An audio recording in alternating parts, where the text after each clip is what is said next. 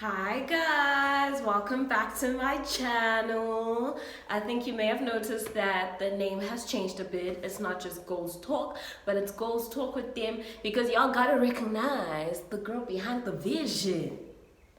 Okay, so listen.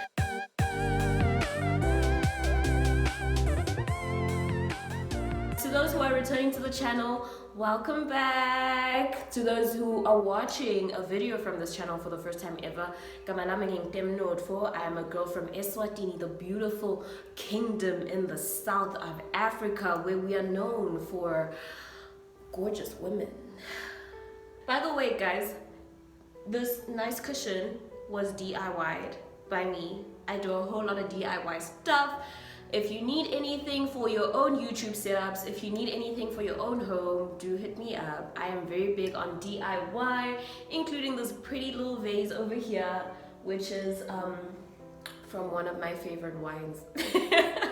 I'm not a white wine girl, but Saint Anna slaps. Saint Anna is my girl. So I'm having my cup of Earl Grey. My cup says hello beautiful because you constantly have to affirm yourself.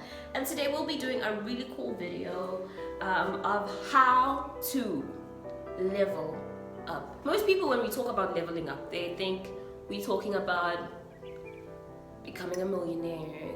And leveling up is actually more than just monetary. You need to level up on all different grounds because you as a being are made up of mind, body, and spirit. So your mind needs to level up, your body needs to level up, your spirit needs to level up. Why do you need to level up? Girl, growth is so important. You cannot want to become a certain version of yourself, yet you continue with acting and behaving and thinking in the way the old version of who you were was thinking. So we're gonna get into 9 boss babe tips on how to level up mentally, financially, spiritually, all around.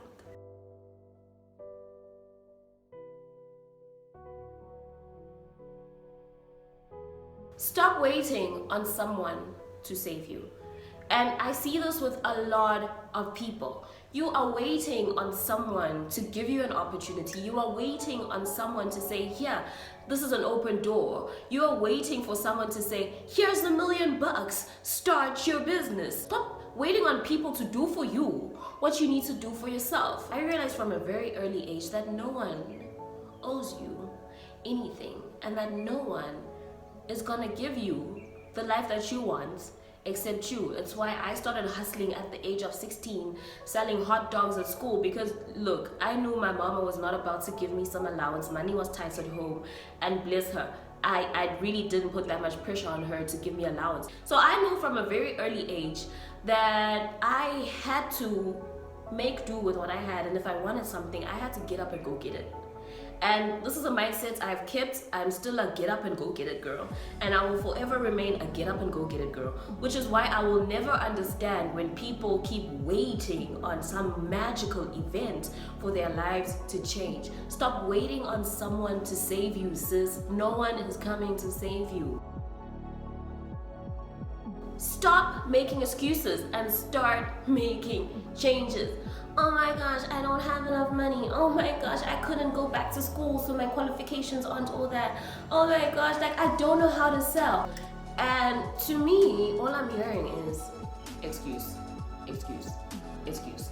How bad do you want what you want, okay?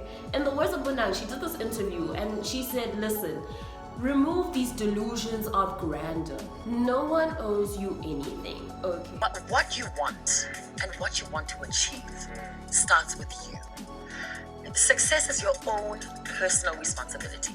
And this is something I had to make peace with at a very young age in this industry. No one owes you anything.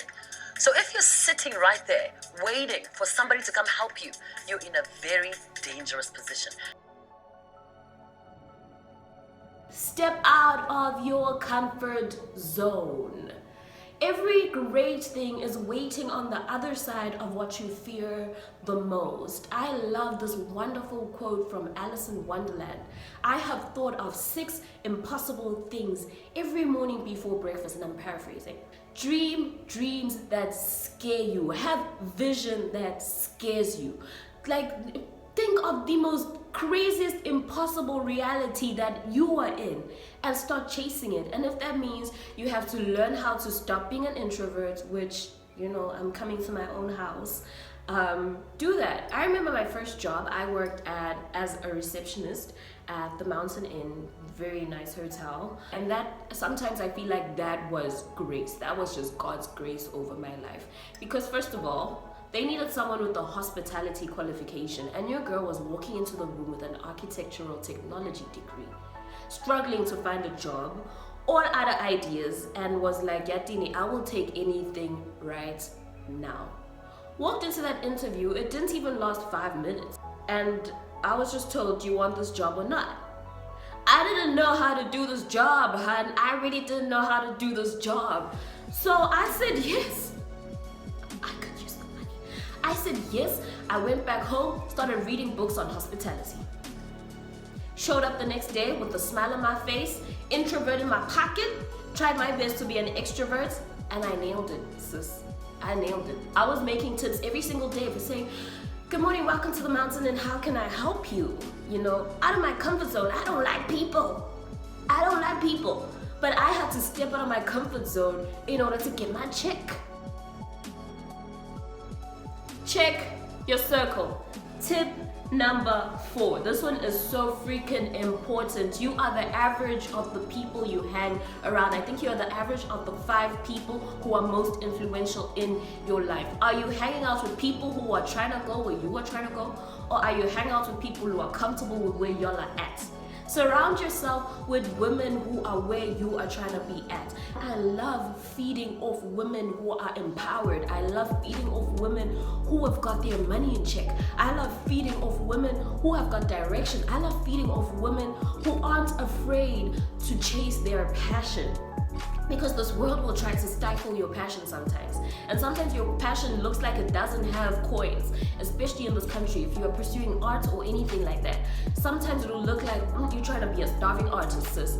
Chase women who are okay with being a starving artist but speaking their truth.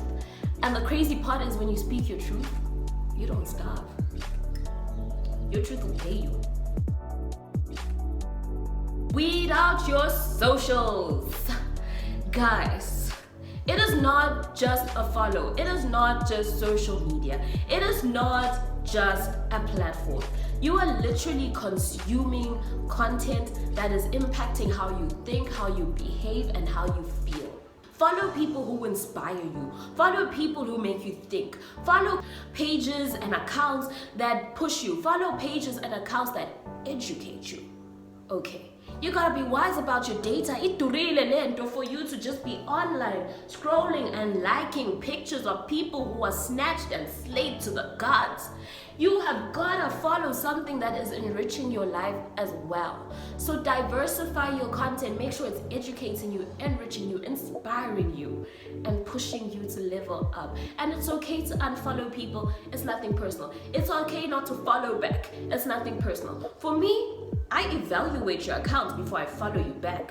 At first, I was the type of person who'd follow because I'm trying so hard to grow my following as well. And then I realized, this person is posting nonsense.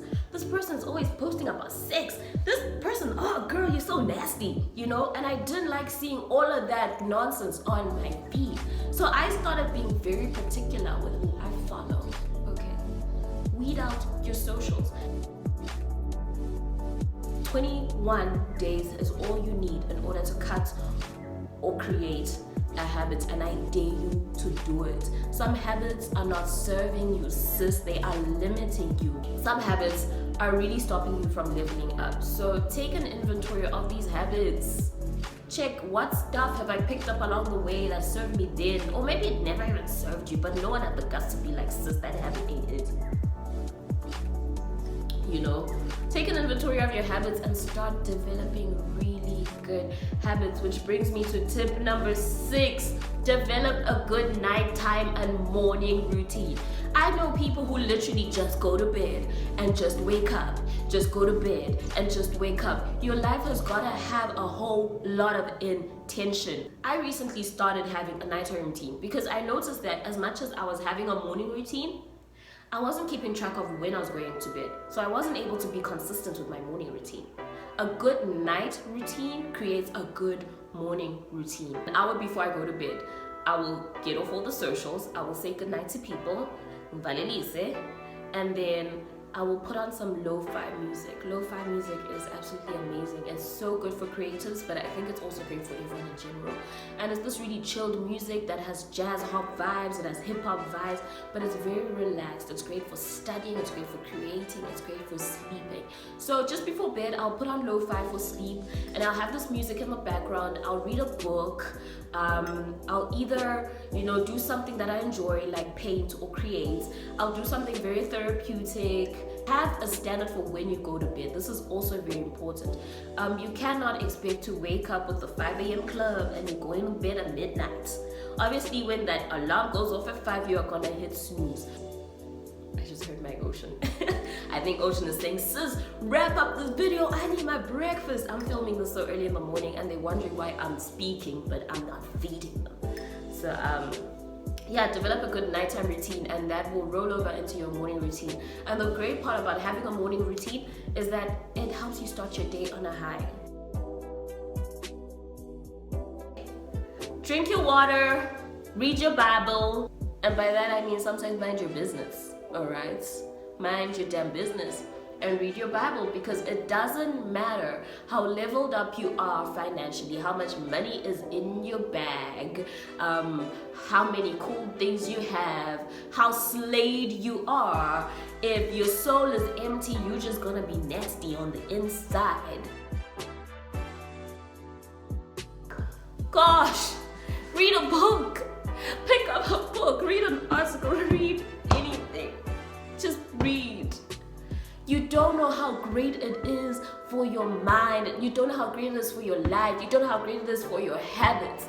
Read a book. The world's greatest leaders read so many books a year. They read a ridiculous amount of books a year. And you out here not even reading a single one, but expecting to be where they're at.